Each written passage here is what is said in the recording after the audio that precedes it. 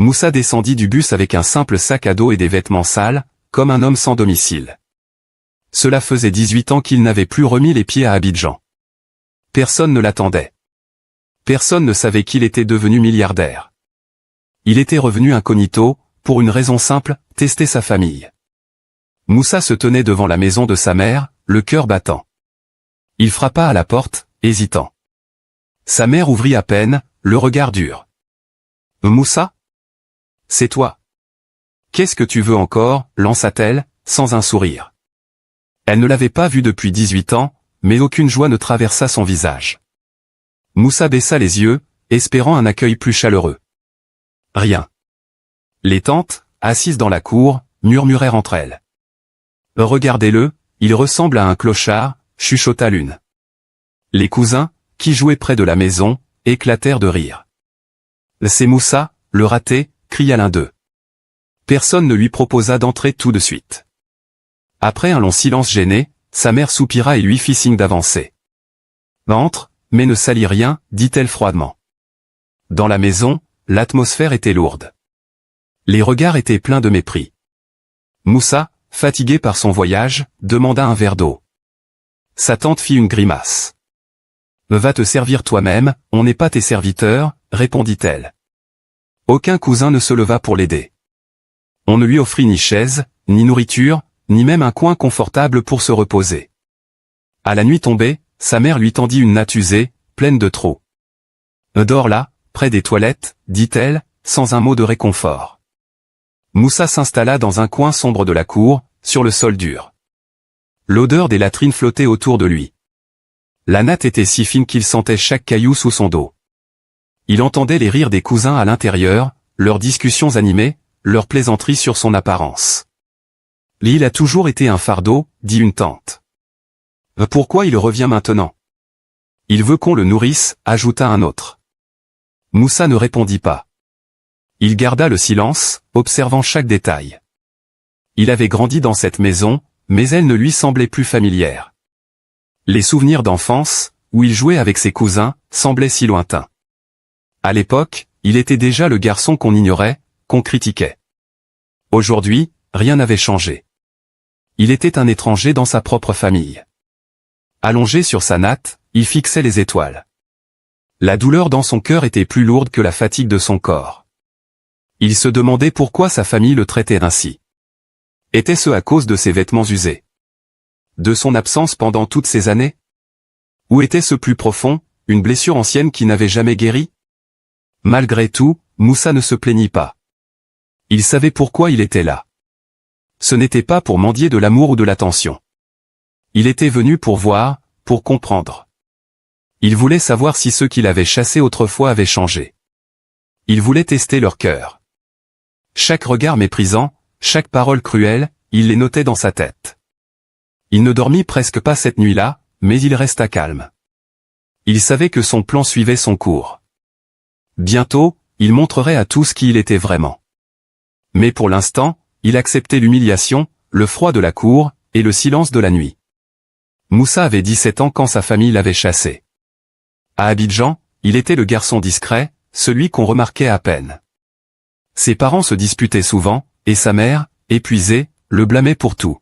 « Tu ne sers à rien », criait-elle. Ses tantes et cousins se moquaient de lui, disant qu'il n'irait jamais loin. Un jour, après une dispute violente, sa mère lui ordonna de partir. « Va-t'en, on ne veut plus de toi », lança-t-elle. Le cœur brisé, Moussa quitta la maison avec rien d'autre qu'un vieux t-shirt et un short déchiré. Il n'avait ni argent, ni plan, ni espoir. Les premiers jours furent un cauchemar. Il dormit sous les ponts d'Abidjan, cherchant de quoi manger dans les poubelles. La pluie trempait ses vêtements, et la faim lui tordait l'estomac. Mais Moussa refusait de baisser les bras. Il marcha jusqu'à Bouaké, à des kilomètres de chez lui. Là-bas, un garagiste accepta de l'embaucher comme apprenti. Moussa nettoyait les outils, balayait le sol, apprenait en silence. Il dormait dans un coin du garage, sur un carton. Chaque jour, il observait les mécaniciens, mémorisant leurs gestes. Il posait des questions, apprenait vite. Son patron, un homme bourru mais juste, remarqua son sérieux. « Toi, tu as du potentiel », lui dit-il un jour.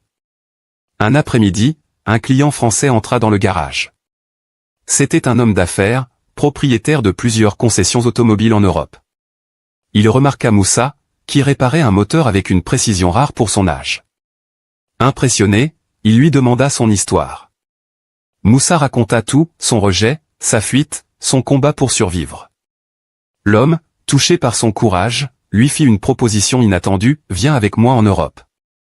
Je t'offrirai un avenir si tu travailles dur. » Moussa, hésitant mais déterminé, accepta. Il n'avait rien à perdre.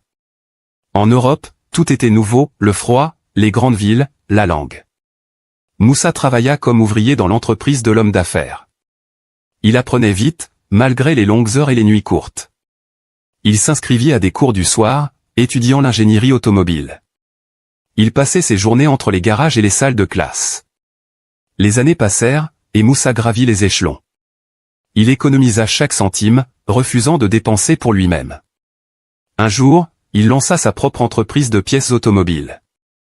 Son sérieux et son talent attirèrent des clients. Bientôt, son entreprise devint une référence. Il ouvrit des garages, puis des hôtels. En 10 ans, Moussa devint milliardaire, propriétaire d'un empire qu'il avait bâti de ses mains. Mais il n'oublia jamais d'où il venait. Les nuits sous les ponts, la faim, les insultes de sa famille restaient gravées dans son cœur. Il se souvenait de chaque mot cruel, de chaque regard méprisant. Ces souvenirs le poussaient à travailler plus dur, à prouver qu'il valait mieux que ce qu'on pensait de lui. Pourtant, une question le hantait, sa famille avait-elle changé? Était-il capable de l'aimer sans savoir qu'il avait réussi? C'est pour répondre à cette question qu'il décida de revenir à Abidjan. Pas en héros, mais en inconnu. Il voulait voir leur vraie couleur, tester leur humanité. Ce passé douloureux, il le portait comme une armure. Il était prêt à affronter. Moussa, milliardaire à 35 ans, vivait dans un monde de luxe. Ses hôtels brillaient dans les grandes capitales, ses garages fournissaient des voitures de course, et ses comptes bancaires débordaient. Pourtant, son cœur restait à Abidjan, là où tout avait commencé. Il n'avait jamais oublié les insultes, le rejet, l'humiliation. Pendant 18 ans, il avait construit sa fortune, mais une question le rongeait, sa famille regretterait-elle son attitude si elle le voyait aujourd'hui? Avait-il changé? Pour le savoir, il mit au point un plan audacieux, revenir incognito, déguisé en vagabond, pour tester leur cœur. Il prépara tout avec soin. Il rangea ses costumes italiens et ses montres de luxe. À la place, il enfila un vieux t-shirt déchiré, un pantalon troué et des sandales usées. Il emprunta un sac à dos élimé et un téléphone bas de gamme, cassé à l'écran. Pour compléter son déguisement, il se laissa pousser la barbe et évita de se laver pendant quelques jours. Il voulait ressembler à un homme sans rien, un mendiant que personne ne respecterait. Mais Moussa ne s'arrêta pas là. Il cacha une petite caméra dans son sac, un appareil discret qui filmerait chaque moment, chaque parole, chaque regard. Il voulait des preuves, pas seulement des souvenirs. Cette caméra serait son témoin silencieux. Il prit un vol pour Abidjan, mais au lieu de descendre dans un hôtel 5 étoiles, il choisit un bus local, bondé et poussiéreux. Assis entre des sacs de marchandises, il observait les visages autour de lui. Personne ne pouvait imaginer que cet homme sale, aux vêtements déchirés, était l'un des plus riches d'Afrique. Arrivé à Abidjan, il marcha jusqu'à son ancien quartier.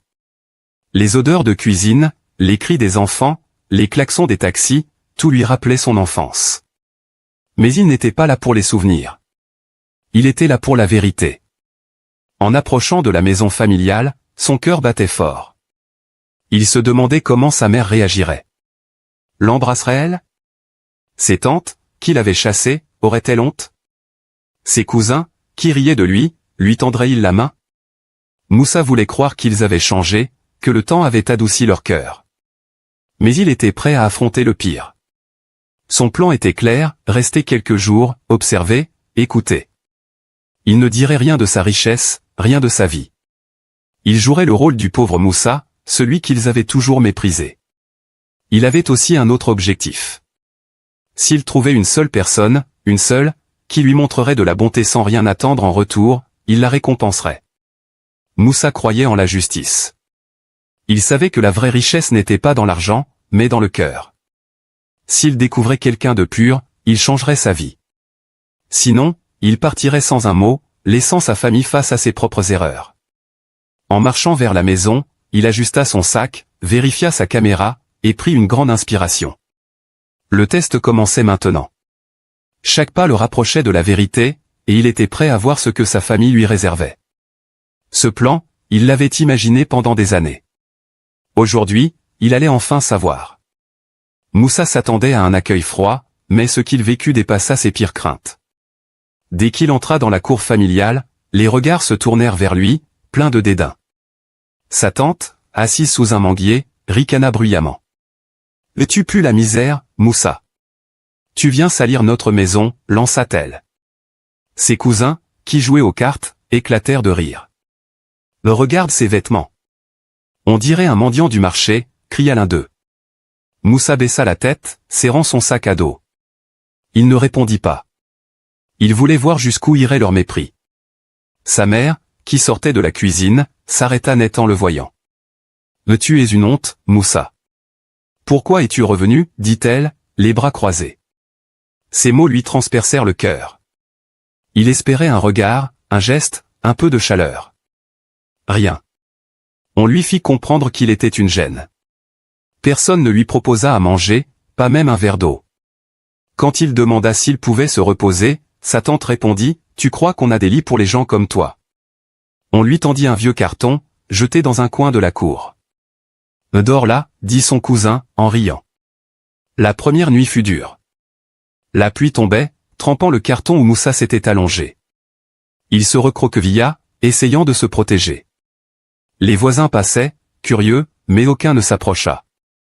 Dans la maison, il entendait les rires, les conversations animées, l'odeur du poisson frit. Personne ne l'invita à partager le repas.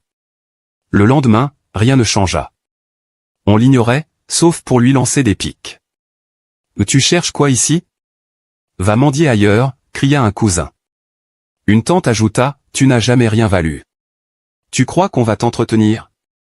Moussa restait silencieux, notant chaque mot dans sa tête. Sa caméra, cachée dans son sac, enregistrait tout. Le troisième jour, il était épuisé. La faim le tenaillait, et ses vêtements mouillés sentaient mauvais. Il demanda à sa mère s'il pouvait se laver. Elle soupira, « Fais vite, et ne touche pas nos affaires. » Il se lava avec un seau d'eau froide, derrière la maison, sous les regards moqueurs des cousins. « Il croit qu'un bain va le rendre respectable », plaisanta l'un d'eux. Moussa supportait tout sans un mot. Il savait pourquoi il était là.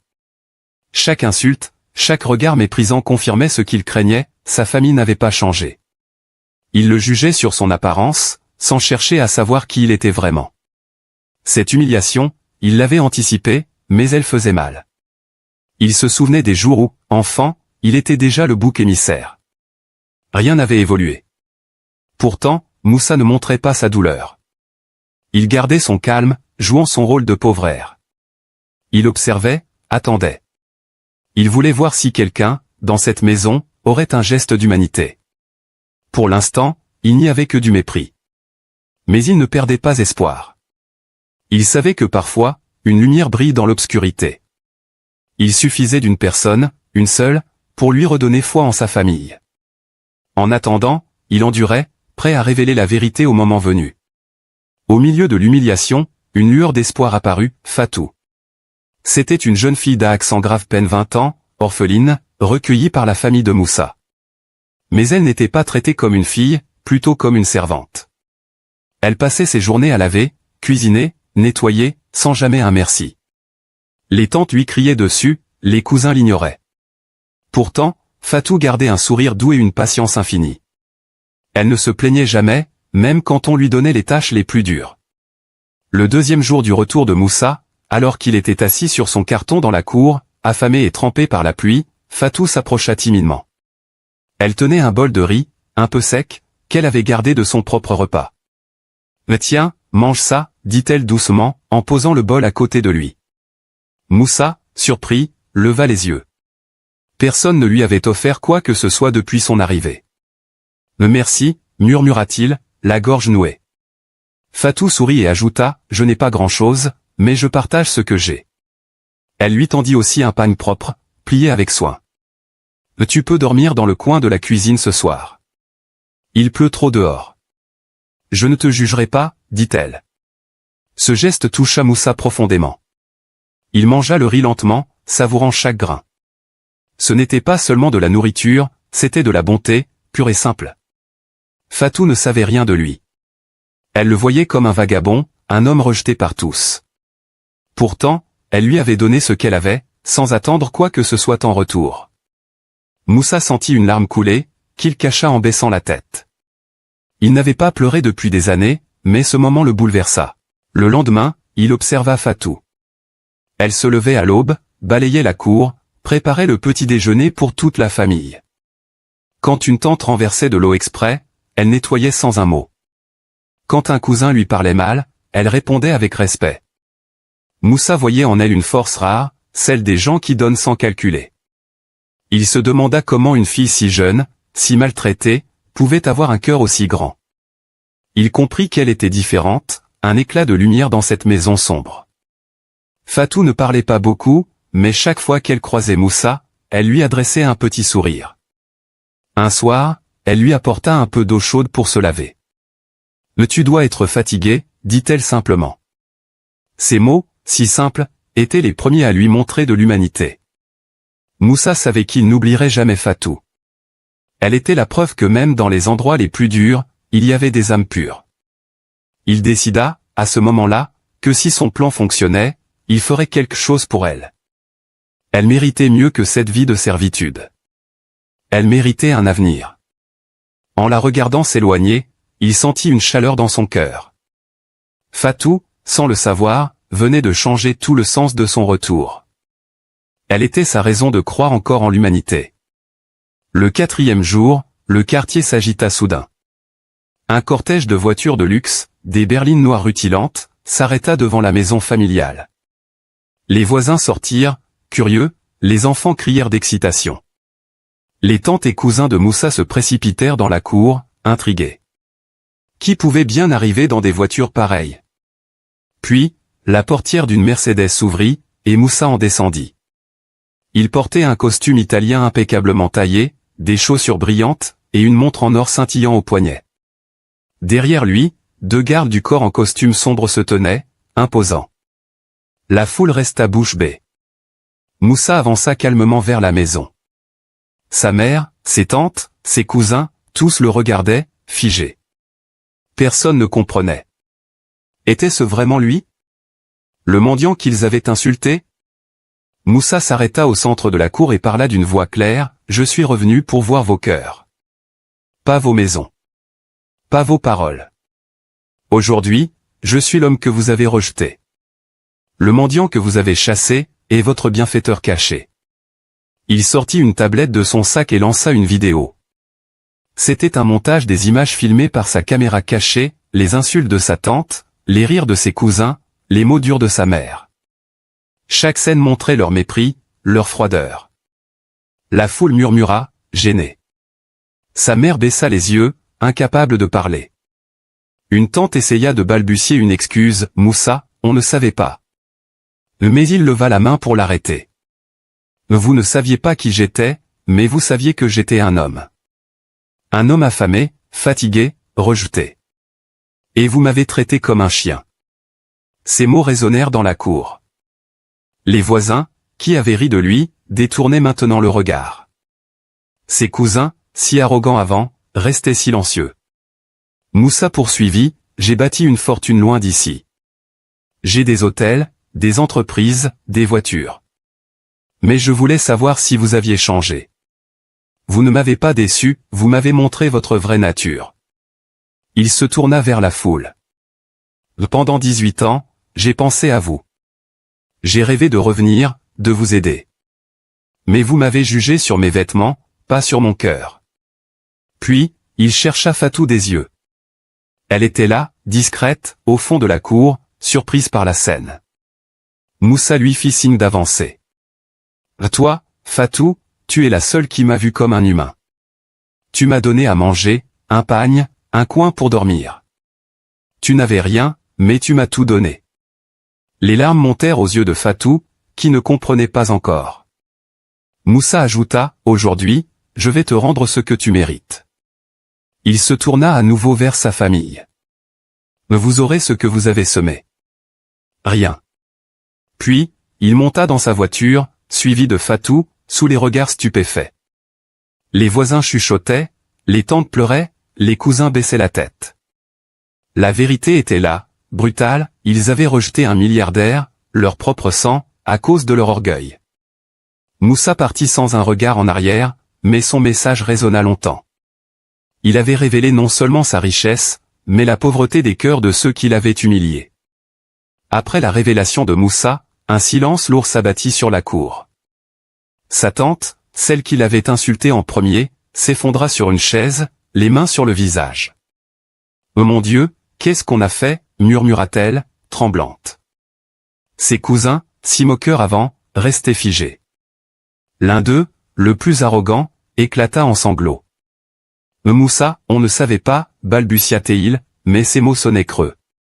Sa mère, qui l'avait traité de honte, s'avança, les yeux pleins de larmes. Elle voulut se jeter à ses pieds, implorer son pardon. « Moussa, mon fils, pardonne-moi » cria-t-elle. Mais Moussa leva la main, calme mais ferme. « Non. Ce n'est pas le moment. » Il les regarda, un à un. « Ce n'est pas la pauvreté qui salit, c'est le mépris des pauvres, dit-il. » Sa voix était posée, mais chaque mot pesait comme une pierre. « Vous m'avez jugé sur mes habits, sur mon apparence. Vous n'avez pas pris une seconde pour me parler, pour me demander ce que j'avais vécu.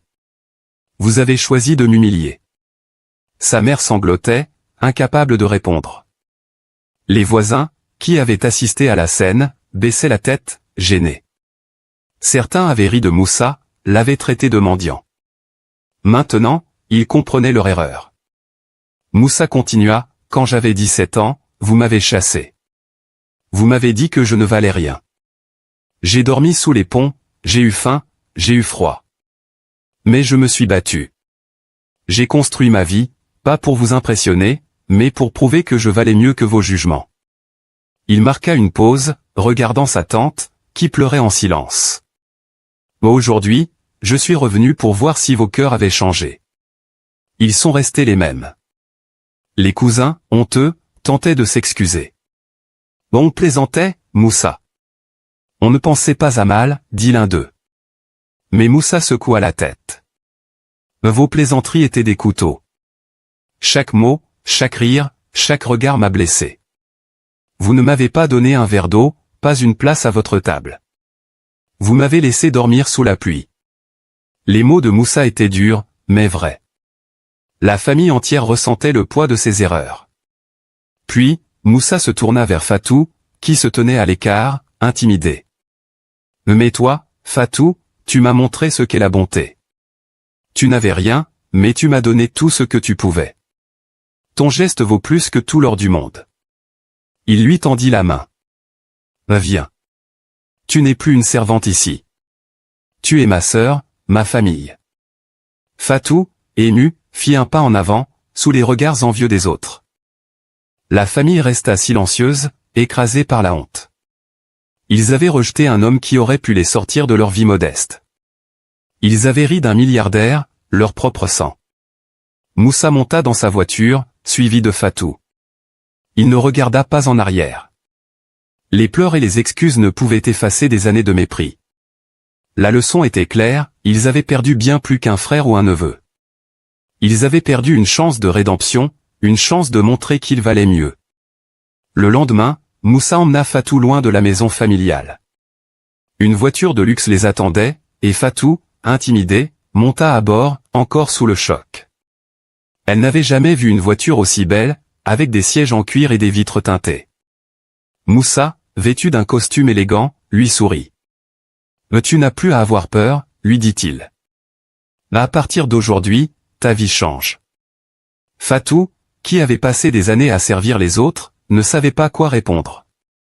Elle baissa les yeux, émue. Moussa la présenta comme sa sœur d'honneur. « Tu es la seule qui m'a traité comme un humain quand j'étais au plus bas, » expliqua-t-il. Il l'emmena dans un grand bureau à Abidjan, où un banquier les attendait. Là, Moussa ouvrit un compte bancaire pour Fatou, avec une somme qu'elle n'aurait jamais imaginée. « C'est pour toi. Pour ton avenir, dit-il. » Fatou, les larmes aux yeux, murmura, « Pourquoi moi? Je n'ai rien fait d'extraordinaire. Moussa répondit, tu m'as donné à manger, un pagne, un coin pour dormir. Tu m'as donné du respect. Ça, c'est extraordinaire. Il ne s'arrêta pas là. Moussa inscrivit Fatou dans une université privée, l'une des meilleures de la ville. Il choisit un programme en gestion, car il avait vu en elle une intelligence vive, malgré son manque d'éducation. Tu vas apprendre, grandir, devenir quelqu'un, lui dit-il. Fatou, qui n'avait jamais rêvé d'aller à l'école, sentit une chaleur dans son cœur. Pour la première fois, quelqu'un croyait en elle. Moussa lui offrit aussi un appartement, un petit nid lumineux au cœur d'Abidjan. C'est chez toi maintenant, dit-il en lui tendant les clés. Fatou pleura, incapable de trouver les mots. Quelques semaines plus tard, Moussa emmena Fatou à une conférence d'affaires. Il la présenta à des entrepreneurs, des investisseurs, des gens puissants. Voici Fatou, ma sœur d'honneur, disait-il fièrement. À chaque discours, il racontait son histoire, cette jeune femme m'a nourri quand j'avais faim, sans rien attendre en retour. Elle mérite tout aujourd'hui. Fatou, d'abord timide, commença à prendre confiance. Elle suivait ses cours, apprenait vite, et découvrait un monde qu'elle n'avait jamais imaginé. Moussa ne se contentait pas de lui donner de l'argent ou un logement. Il lui apprenait à se tenir droite, à parler fort, à croire en elle. « Tu es plus forte que tu ne le penses », lui répétait-il. Fatou, qui avait grandi dans l'ombre, commença à briller. Elle portait des vêtements neufs, marchait avec assurance, et ses yeux pétillaient d'espoir. Les voisins, qui l'avaient ignorée pendant des années, parlaient maintenant d'elle avec envie. Fatou, la servante, avec un appartement et une voiture, disait-il. Mais Fatou restait humble. Elle n'oubliait pas d'où elle venait. Moussa, en changeant la vie de Fatou, envoyait un message au monde, la bonté est récompensée, même quand elle vient des plus humbles. Fatou devint un symbole, une preuve qu'un geste simple peut transformer une vie. Elle travaillait dur à l'université, rêvant de créer sa propre entreprise un jour. Moussa, fier, savait qu'il avait fait le bon choix. Fatou était sa victoire, son rayon de soleil. Après son départ, Moussa ne revit jamais sa famille. Mais il ne les oublia pas. Au lieu de chercher vengeance, il décida de transformer leur maison, celle où il avait été humilié, en quelque chose de plus grand. Il acheta le terrain et le fit rénover. À la place de la vieille bâtisse, il construisit un centre d'aide pour les rejetés, les sans-abri, les orphelins. Il l'appela « la maison du cœur ». Chaque jour, des dizaines de personnes y trouvaient un repas, un lit, des vêtements. Moussa voulait que cet endroit soit un refuge pour ceux que le monde ignorait, comme lui autrefois. Il engagea des éducateurs, des médecins, des conseillers pour aider les visiteurs. Et ici, personne ne sera jugé sur son apparence, déclara-t-il lors de l'inauguration. Les voisins, qui avaient ri de lui, venaient maintenant voir ce lieu incroyable. Certains, honteux, baissaient les yeux en croisant les employés du centre. La famille de Moussa, elle, n'eut jamais accès à cet endroit. Moussa avait été clair, ils avaient eu leur chance, il l'avait gâchée. Il ne leur donna ni argent, ni pardon. Mais il ne les maudit pas non plus. Il les laissa vivre avec leurs regrets. L'histoire de Moussa se répandit comme une traînée de poudre. Les journaux en parlèrent, les radios en discutèrent, et bientôt, tout le pays connaissait son parcours. Un soir, il fut invité à une émission télévisée nationale. Assis sous les projecteurs, il raconta son histoire, son rejet, sa lutte, sa réussite, et son retour incognito. Il parla de Fatou, de sa bonté, et du centre qu'il avait créé. Puis, il regarda la caméra et livra un message simple mais puissant, respectez les gens, même quand ils n'ont rien. Car un cœur bon vaut plus qu'un compte bancaire. Et un pauvre aujourd'hui peut être votre miracle demain. Ces mots touchèrent des millions de téléspectateurs. Sur les réseaux sociaux, les gens partageaient son histoire, l'appelant « l'homme au cœur d'or ». Des écoles commencèrent à enseigner sa leçon, ne jamais juger sur les apparences. Des parents racontaient son histoire à leurs enfants pour leur apprendre l'humilité. Moussa devint une inspiration, un symbole de résilience et de justice. Il montrait que la richesse véritable n'était pas dans l'argent, mais dans la manière dont on traite les autres. Moussa continua sa vie, dirigeant ses entreprises et aidant ceux dans le besoin. Il finançait des bourses pour les jeunes défavorisés, construisait des écoles, soutenait des orphelinats. Mais il est resté discret, refusant la gloire. « Je ne fais pas ça pour être applaudi », disait-il. « Je fais ça pour ceux qui, comme moi, ont été rejetés. » Fatou, devenue une femme confiante, l'accompagnait souvent dans ses projets. Ensemble, ils incarnaient l'espoir, la preuve que la bonté peut changer le monde. La leçon de Moussa résonna longtemps. Les gens repensaient à leurs propres actions, à la manière dont ils traitaient les inconnus, les pauvres, les faibles. Il avait montré que la vraie force n'est pas dans l'argent ou le pouvoir, mais dans la compassion. Son histoire devint une légende, un rappel que chaque personne, même la plus humble, peut cacher un trésor. Et que chaque geste, même le plus petit, peut écrire une nouvelle histoire. Abonnez-vous pour ne rater nos histoires.